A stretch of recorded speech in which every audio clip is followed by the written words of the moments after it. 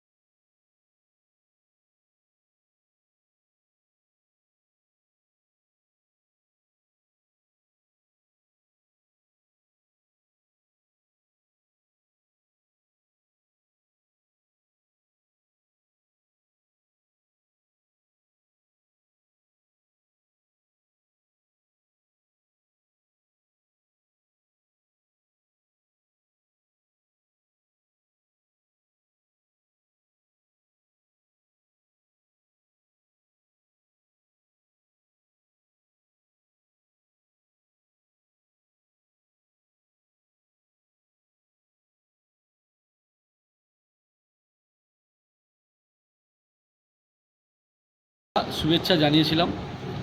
আজকে আমরা সরকারে এসেছি বলে নতুন করে কোনো কিছু নয়, কারণ আমরা মনে করি সেবাই সংগঠন, সেবা করা আমাদের ধর্ম। তো সেই জায়গায় আমরা যখন যেভাবে যাকে পাই সেভাবেই তাকে সম্মাননা দেওয়ার চেষ্টা করি। তবে একটা কথা বলবো, বিগত দিনে স্বাস্থ্য শিবির যেভাবে ভেঙে পড়েছে, এটা আমরা চাই না। এটাকে আমরা তুলে দাঁড় করাতে চাই, সঠিকভাবে পরিপক্ক করতে চাই, মানুষকে পরিষেবা দিতে চাই। তো সেই জন্য সমস্ত নার্স দিদিমণিকে বলবো এবং ডাক্তারবাবুকে বলবো যেন পরিষেবা সঠিকভাবে দেওয়া হয়। পেশেন্ট পার্টি যেন সুরক্ষিত থাকে, সুরক্ষিত রাখার জন্য কী কী প্রয়োজন আমাদেরকে বলুক। আমাদের ডবল ইঞ্জিনের সরকার সব রকমভাবে হেল্প করবে। মোদিজি সবার বিকাশ করবে যেমন বলেছেন, তেমনই স্বাস্থ্য ব্যবস্থাকে সঠিক পরিষেবা দেওয়ার জন্য সব রকম ব্যবস্থা করেছেন। আমাদের নব নির্বাচিত মুখ্যমন্ত্রী সম্মানীয় শুভেন্দু অধিকারী মহাশয়, তিনিও একই বার্তা দিয়েছেন। তো আস্তে আস্তে আমরা সেই জায়গাটা পূরণ করব, সবার জন্য কাজ করব। সে স্বাস্থ্য হোক, শিক্ষা হোক বা অন্য কোনো জিনিস হোক, সব জায়গাটায় আমরা পরিপূরক করে তোলার